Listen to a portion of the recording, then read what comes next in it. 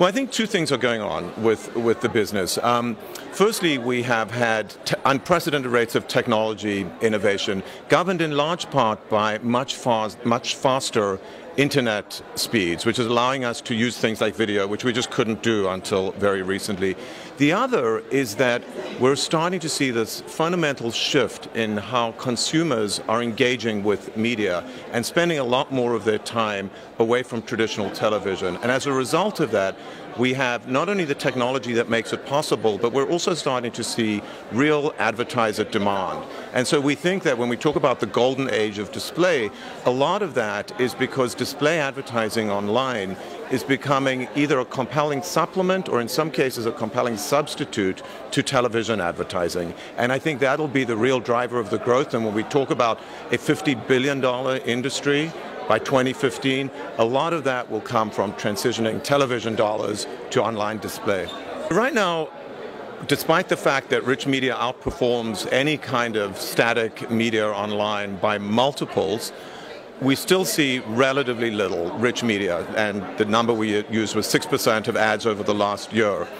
The reason for that, the primary reason for that, is that it's incredibly difficult to deliver or serve rich media ads onto websites. So we have advertisers spend an awful lot of money developing these concepts and developing the creative and running it on one or two large websites. What Google's really focused on is trying to bring down the cost and complexity of display advertising so that it becomes easier and cheaper for advertisers to serve these rich media ads across hundreds of thousands of websites. And we think it's really being able to work on that back end, to make the back end simpler by leveraging technology that'll be the catalyst that allows rich media ads to become prolific across the internet. Now let's talk about video as display ads, and of course there's a lot of that. We see a lot for trailers, for movies. How might that develop?